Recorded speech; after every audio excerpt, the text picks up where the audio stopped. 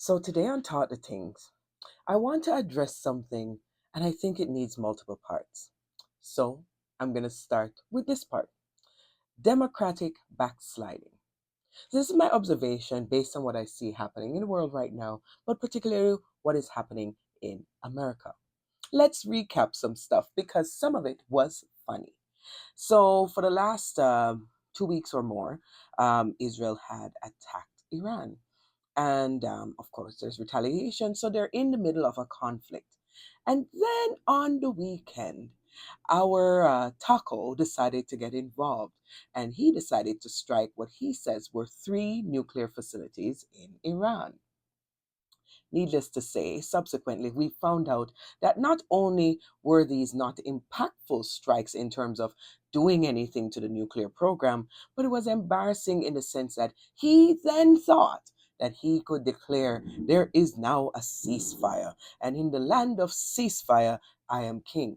Well, needless to say, as soon as he announced these ceasefires, there was still firing. So, not so much cease in the fire.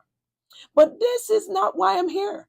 I'm here to point out how, in the past few months, we have seen a move towards democratic backsliding. And that means erosion of democracy, putting pressure on the axis of democracy. I've always told people that I've found that democracy is fleeting and very fickle. And in these days, I'm proving it more and more. So let's look at two examples of how in America democracy is backsliding. We call it the aggrandizement, or what is the other word for it? The expansion of leadership powers beyond the checks and balances of the legislature or the judiciary.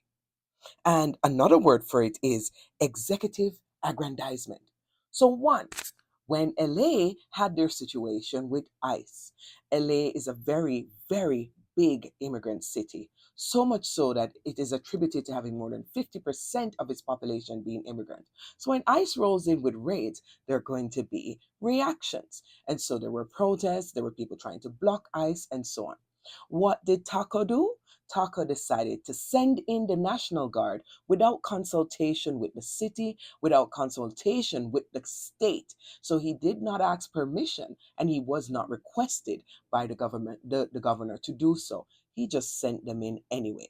They had no work to do. Instead, they ended up watching two buildings. But the point is that he thought he had the executive power to do so. Just for clarity, you can't just roll up in anybody's state unless requested. It is the state's right to enact the National Guard.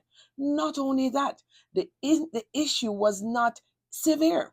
You're, as the president from the federal lens, he's supposed to ask for the guard if there is an invasion, if there is an insurrection, and if he feels that as a president, his job is not being done and is being put at risk. None of those things were in place, but he sent the guard in anyway. And subsequently, luckily enough, the courts there have put a cease on that. But again, when democracy is backsliding, nobody questioned outside of Gavin Newsom and some other, minor voices. Nobody stopped him in his track. And that is dangerous. And now brings us right back to where we started with Iran. Going in without Congress. Nobody in Congress knew, nobody in Congress was asked, nor did Congress approve. So if you are about to start a war as a president, you are supposed to consult with Congress. No, he did not.